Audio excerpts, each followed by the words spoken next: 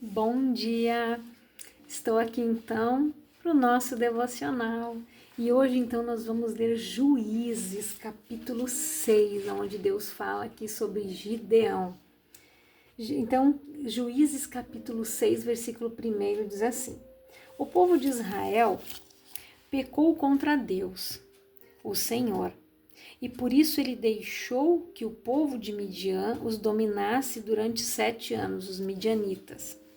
Os israelitas se escondiam dos midianitas em cavernas e em outros lugares seguros nas montanhas, porque os midianitas eram mais fortes do que eles. Todas as vezes que os israelitas semeavam, os midianitas vinham com os amalequitas e os povos do deserto e os atacavam. Acampavam na terra e destruíam as suas colheitas até o sul, perto de Gaza. Não deixavam nada para os israelitas viverem, nem ao menos uma ovelha, uma vaca ou um jumento. Chegavam com o seu gado e as suas barracas e eram tão numerosos como gafanhotos. Eles e os seus camelos eram tantos que nem dava para contar. Vinham para destruir a terra e o povo de Israel não podia com eles. Então os israelitas pediram socorro a Deus, o Senhor.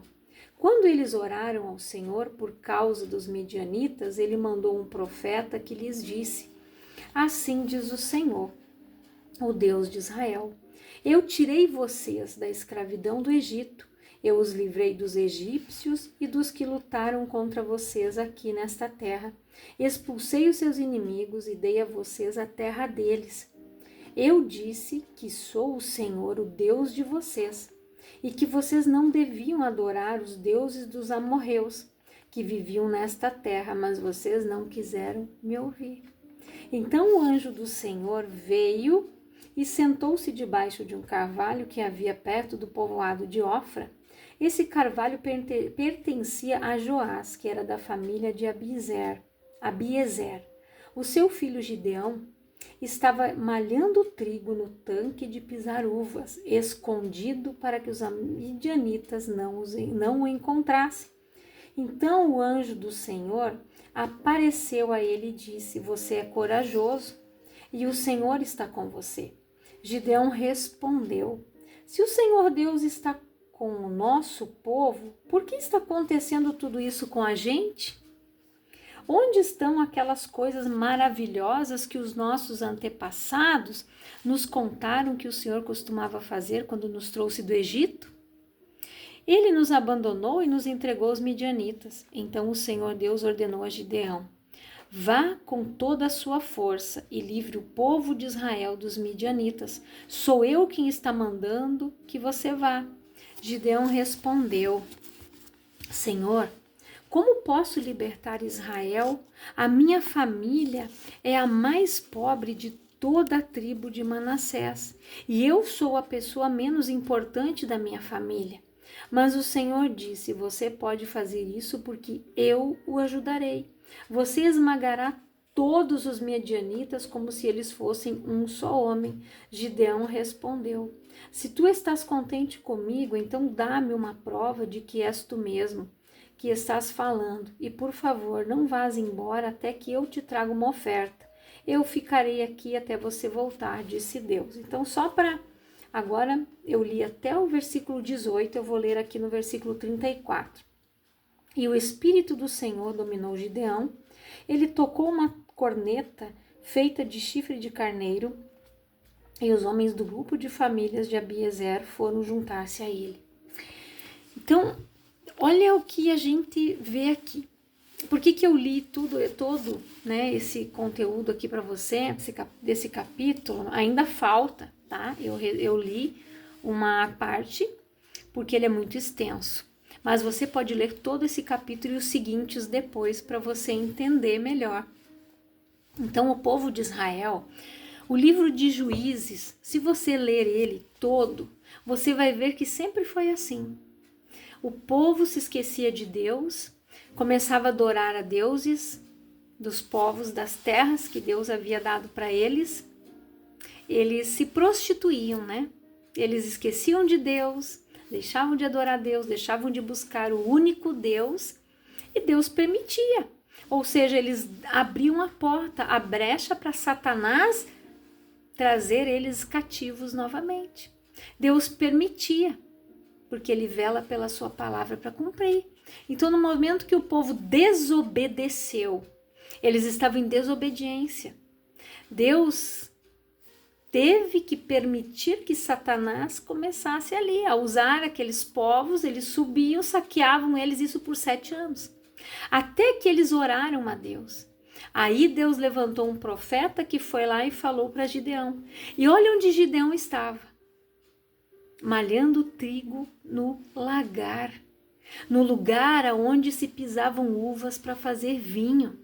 Ele estava escondido lá para que os midianitas não o encontrassem, porque ele tinha escondido um pouco de trigo lá, provavelmente para sua família. Mas olha o que diz a palavra aqui. O seu filho, Gideão, estava malhando trigo no tanque de pisar uvas, escondido, para que os midianitas não o encontrassem. Provavelmente aquele homem estava com medo. Vão vir aqui, vão roubar tudo, podem até me matar se eu resistir. Mas olha como ele se via. Para você ver que Deus, ele não nos vê da mesma forma que nós nos vemos. Ele olhava para Gideão e via um homem valente, um homem corajoso. Este eu vou usar para libertar o meu povo da mão dos midianitas e dos amalequitas. E ele disse, vai. E olha o que ele falou ali, ó. Quando Deus, ele fez umas perguntas, né? Se o Senhor Deus está conosco, né, com o nosso povo, por que está acontecendo tudo isso com a gente? Só que no momento em que eles desobedeceram, eles pecaram, o pecado fez separação entre eles e Deus. Eles permitiram, eles deram legalidade para que Satanás agisse na vida deles. Eles conheciam todas as obras, todos os feitos que Deus havia feito, tanto que Gideão disse aqui, onde estão aquelas coisas maravilhosas que os nossos antepassados, né, nos contaram e que o Senhor costumava fazer quando nos trouxe do Egito. Ele nos abandonou e nos entregou aos midianitas. Então Deus disse para ele, então o Senhor Deus ordenou a Gideão, vá com toda a sua força e livre o povo de Israel dos midianitas, sou eu quem está falando. E olha o que ele disse, olha a forma como aquele homem, ele se achava. Primeiro ele estava escondido, com medo, e olha o que ele disse ali, Senhor, como posso libertar Israel? A minha família é a mais pobre da tribo de Manassés e eu sou a pessoa menos importante da minha família. De repente, você um dia, ou até mesmo hoje, você se sente como Gideão. Você se sente fracassado, derrotado, não merecedor das coisas. Mas olha como Deus nos vê, mais do que vencedores, corajosos. Vai nessa tua força, eu sou contigo. O que Deus disse para Josué? Josué, levanta-te, tem bom ânimo, não temas, eu sou contigo. Você vai fazer esse povo passar o Jordão, somente tenha bom ânimo.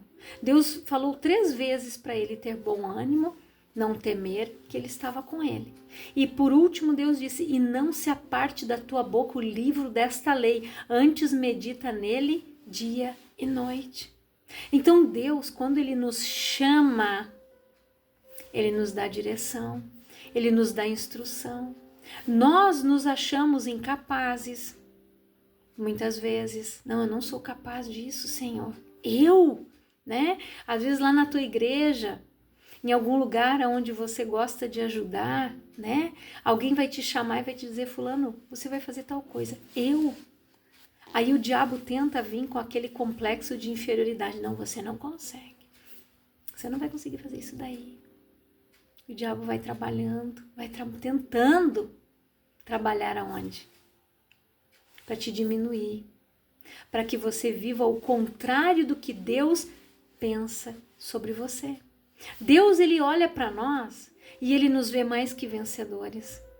Ele nos vê pessoas prósperas, fartura, abundância de pão, Isso é o que tem na nossa vida. Escassez jamais. Miséria já foi. Davi disse: nunca vi o justo desamparado e nem a sua descendência mendigar o pão. Por quê? Porque é assim que Deus nos vê. E é assim que você precisa se ver. Como é que Mefibosete, um príncipe, ele era um príncipe, ele era descendente de Saul. Como é que aquele homem se apresentou diante do rei Davi? Quando Davi o chamou, ele disse: existe alguém da casa de Saul? Porque ele prometeu a Jonatas, né? Que ele tinha feito uma aliança. Ele disse: eu prometi a Jonatas que se tivesse alguém da casa de Saul, eu iria restituir, eu iria devolver aquilo que era deles. E um homem, né, disse: existe, Senhor, um homem chamado Mefibosete, que era neto do senhor Saul, quando ele fugiu, a sua babá, né, que cuidava dele, se não me falha a memória, foi uma carroça que passou em cima das perninhas dele e ele ficou aleijado.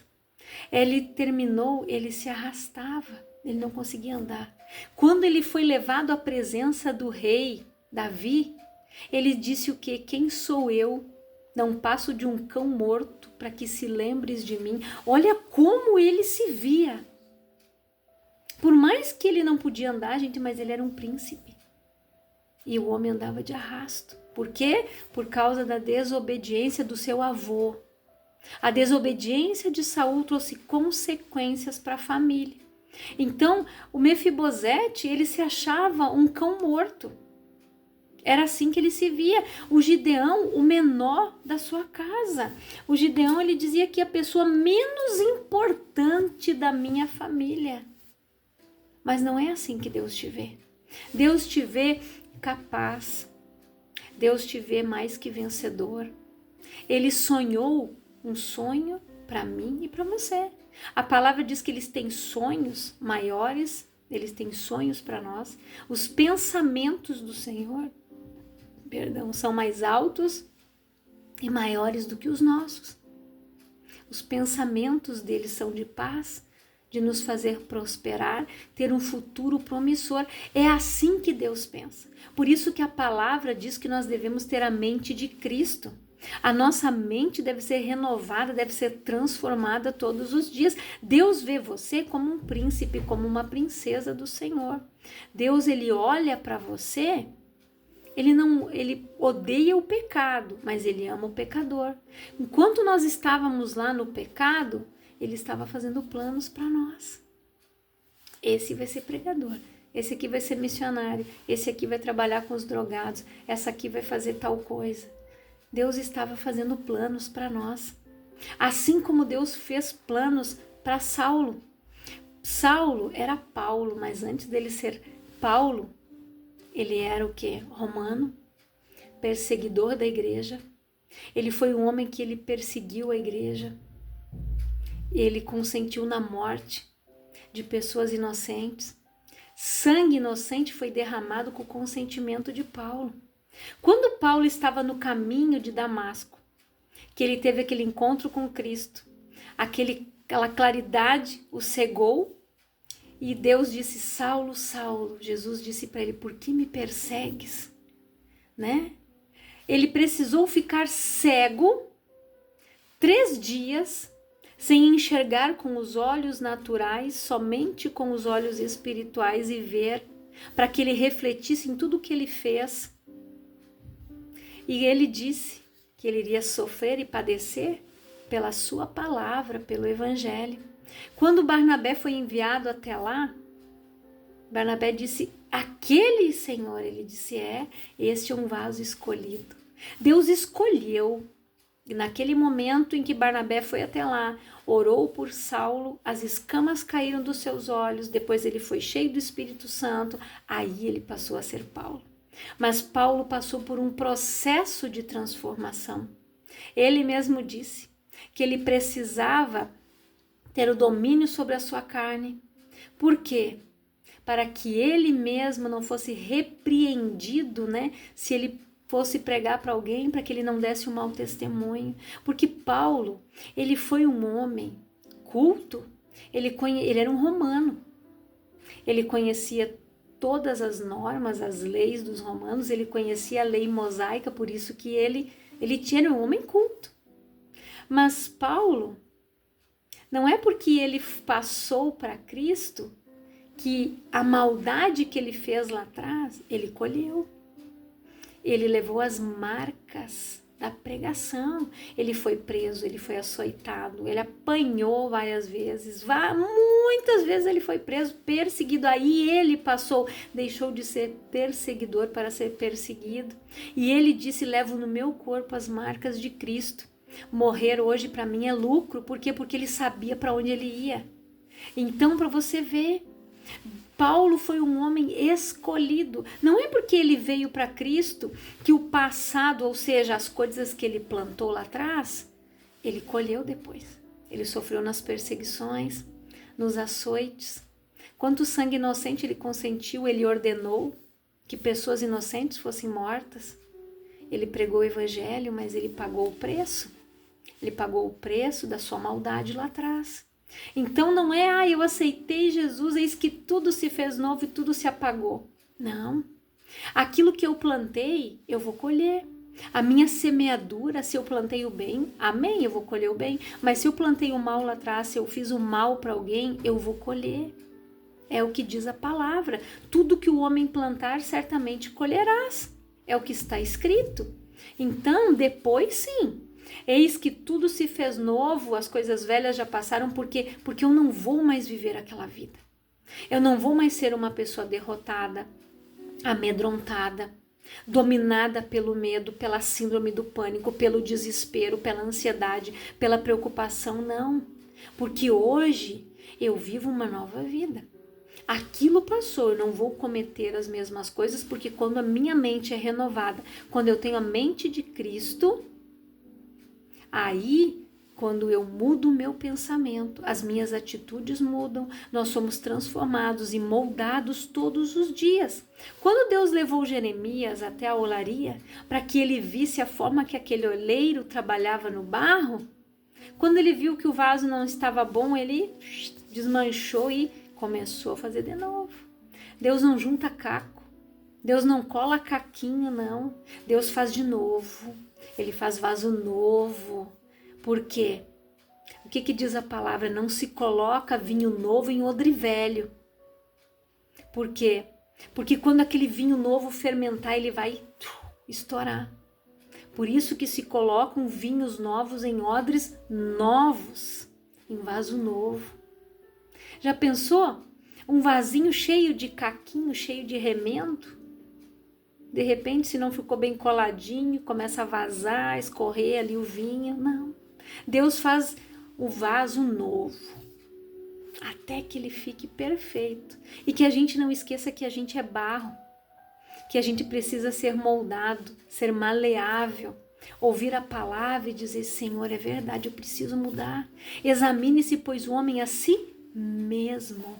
Eu me examino quando eu ouço a palavra. A palavra diz o quê? Que nós conhecereis a verdade vos libertará. A verdade é que nos liberta de manias, de atitudes, de gestos, de palavras, de obras. Porque hoje, eu conhecendo a palavra, não posso agir como a velha criatura. Eu não posso murmurar, eu não posso xingar, eu não posso mirar, eu não posso responder aquilo que me vem à boca. Eu não posso, né? Antes da gente se converter, a gente dizia: eu não levo desaforo para casa, né? Falou uma, ouvi duas. Eu era assim. Ah, mas se me falou uma, eu falo duas. Ah, não, eu largo daqui com um quente, dois fervendo. Eu era assim. Mas depois que e primeiro eu não falava, eu guardava as coisas para mim, que eu chegava a adoecer. Eu chegava, me embaralhava os olhos, me dava crises de enxaqueca, eu não falava. Até que as pessoas começaram a dizer, a própria enfermeira da fábrica onde eu trabalhava: não, mas você precisa falar. Aí eu comecei a falar. Aí falava até demais, né? Falava uma, eu falava duas. Eu dizia: não, mas que era assim. Mas daí eu aprendi. Quando eu conheci a palavra, Deus foi me moldando. Hoje, eu escuto mais, como diz a palavra. Falo menos. Sou tardio para mirar, pronta para ouvir. tardio para falar, tardio para mirar. Hoje eu aprendi ter os frutos do Espírito, mansidão, domínio próprio, paciência. Esperei com paciência no Senhor e Ele se inclinou para mim. Então tem coisas que somente através da palavra nós seremos mudados, transformados. Esse Gideão, ele se via daquela forma, mas Deus usou ele ali para libertar o povo de Israel. Ele se achava o menor da sua família. Ele era um homem que estava ali com medo, escondido. No lugar onde se produzia o vinho, ele estava escondendo o trigo para que ninguém roubasse.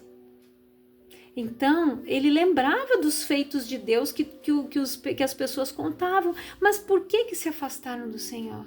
Por que deixaram de buscar a Deus? Por que cultuaram os deuses da terra que Deus havia dado para eles? Olha a desobediência.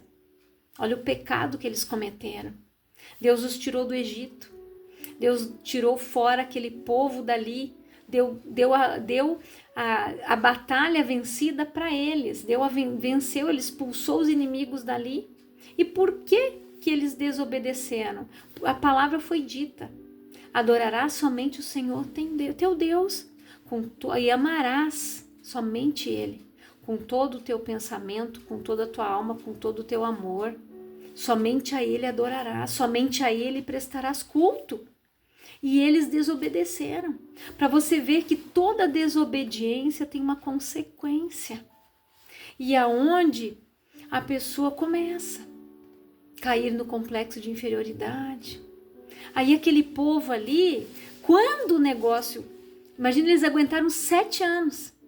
Aí eles lembravam que Deus existia, Deus levantava um juiz, aquela pessoa ia lá e libertava eles. Se você ler todo o livro de Juízes, você vai ver que foi sempre a mesma novela. Esse povo fazia sempre a mesma coisa. Eles se afastavam de Deus, deixavam de servir a Deus, se vendiam, se prostituíam para os outros deuses. Aí Deus permitia, porque eles deram legalidade. Aí o diabo tinha, como entrar. Eles deram a permissão. Desobedeceram. Olha como diz ali no versículo 7. Quando eles oraram ao Senhor por causa dos midianitas, ele mandou um profeta. Aí eles lembraram de Deus. Assim diz o Senhor, o Deus de Israel: eu tirei vocês da escravidão do Egito. Eu os livrei dos egípcios, dos que lutaram contra vocês aqui nesta terra. Expulsei os seus inimigos e dei a terra deles. Eu disse que sou o Senhor, o Deus de vocês, e que vocês não deveriam adorar os deuses dos amorreus que viviam nesta terra, mas vocês não quiseram me ouvir.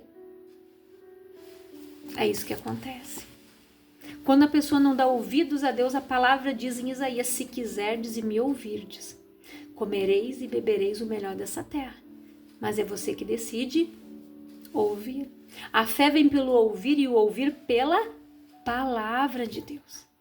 Então nós precisamos ter os nossos ouvidos atentos ao que Deus está nos falando. Então se você não se acha merecedor, elimina isso da tua mente. Muda o teu pensamento. Começa a olhar para você todos os dias, se olhe no espelho. Eu sou mais que vencedor em Cristo Jesus. Eu posso todas as coisas naquele que me fortalece. A palavra diz que onde eu colocar o meu pé, eu vou prosperar. Onde eu colocar meu pé, eu vou possuir. Onde eu colocar minha mão, eu vou prosperar. É o que diz a palavra. Pare de comer pão de dores, de se esconder no lagar, guardando trigo. Deus não quer que você vive de migalhas, de sobras. Não. Deus tem o melhor para você. Se quiserdes e me ouvirdes, comereis e bebereis o melhor desta terra. Não é o pior, é o melhor. Deus tem o melhor para nós. Deus sempre tem algo de excelência para nós. Deus não dá aquilo que é bom, Ele dá o melhor para quem o serve, para quem o obedece. Este não come pão de dores, não. Esse não se vitimiza, não lambe ferida, não se acha coitado. Não. Eu sou mais que vencedor em Cristo Jesus. Eu posso todas as coisas naquele que me fortalece. É isso que você tem que declarar todos os dias. Jesus me chamou, Ele me chamou, ele me amou primeiro, ele me tirou lá das trevas e me trouxe para a luz. Hoje eu vivo na luz. Eu não pertenço mais, eu não sou mais escravo do medo. Eu não vivo mais amarrado no passado. As coisas velhas já passaram. Se antes eu fazia isso, hoje eu não faço mais, diabo. Não adianta você querer pescar lá atrás, não, porque eu não vou voltar a mergulhar no marzinho lá do esquecimento, não, aonde Deus já afogou o meu pecado e por amor dele ele não lembra. Então Deus ele não lança na minha face e não vai ser você que vai lançar, porque eu me arrependi, o Senhor me perdoou. E eu fui lavado e comprado pelo sangue de Jesus, o sangue do Cordeiro. Ele lavou as minhas vestes e tornou elas brancas alvas como a neve. É isso que você tem que declarar. Para de declarar derrota. Eu não tenho dinheiro para nada. Eu não isso. Tuas palavras. É você que está dizendo, é você que está declarando, não é Deus, é você. Aí tem gente que diz, eu não tenho dinheiro para nada. Nem para tomar um sorvete, mas nem para comer uma pizza. Não tenho. Ela está falando que não tem. Até mesmo quando uma pessoa te pede uma esmola na rua, você tem dinheiro e você diz que você não tem, você está dizendo o que você não tem. É melhor você dizer, não, no momento não posso lhe ajudar, ou não vou lhe ajudar. Pronto. Mas não diga que você não tem, porque você tem. Não diga que você não tem se você tem, você estará mentindo. E quem mente, a palavra diz que quem é o pai da mentira. Então não seja um filho do diabo. O diabo é o pai da mentira. Então para você ver como o diabo, por que Jesus disse orai e vigiai? Sede sóbrios e vigilantes. Todos os dias o diabo arma ciladas para a gente cair, para que a gente peque com as nossas palavras, dizendo que você não tem. Eu não posso. A pessoa dá uma desculpa. Mente. Quando ela tem dinheiro ali na bolsa, ali uma moeda e não dá, ela diz que não tem, ela tá mentindo. Abriu porta, deu legalidade, é só a brechinha que o diabo precisa. É um exemplo bem simples, mas é só a brecha que o diabo precisa.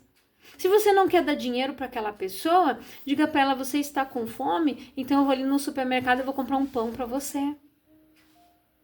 Né? Mas se na Bíblia fala que nós devemos dar esmolas, quantas pessoas, né, aqui a gente ajuda, pessoas que querem fazer uma cirurgia, estão vendendo uma rifa, a pessoa, muitas vezes eu entro aqui no supermercado, tem pessoa ali na frente, diz, a senhora me dá um detergente, a senhora me dá um azeite, a senhora me dá tal coisa, eu preciso, eu vou lá e compro aquilo que eu posso e ajudo aquela pessoa. É dando que se recebe. Por que muita gente não recebe? Porque ela só quer receber, mas ela não quer dar. É dando que se recebe, porque muita gente prospera quando eles entendem isso. Eu preciso semear no reino, eu preciso ajudar o próximo, eu preciso ajudar, retribuir o que eu tenho, cada um contribua de acordo com a sua prosperidade, o que retém para a sua própria condenação. Por que a palavra diz que o avarento não vai herdar o reino dos céus? O avarento dorme em cima do dinheiro, ele diz que ele não tem, o avarento não usufrui, ele não aproveita, ele só retém para a sua condenação. Ele é avarento, já diz a palavra, e diz mesmo que os avarentos, idólatras, homicidas e por aí vai, não herdarão o reino de Deus. É algo muito sério, gente. Idolatria ao dinheiro, amor ao dinheiro essas pessoas têm. Elas acham que quando elas morrer, elas vão levar tudo junto. E não vão, a palavra disse ali, do jeito que você veio, você vai. Você veio nu, você vai voltar nu. Você não vai levar nada daqui. Então, viva de acordo com a palavra. Não se inferiorize. Veja-se como Deus vê você. Não se veja como Gideão, não se veja como Mefibosete, mas se veja mais que vencedor. Corajoso, forte, liberto, abençoado, próspero. É isso que Deus quer que você faça. Que você viva de acordo com a sua palavra. A palavra de Deus te chamou por cabeça e não por cauda.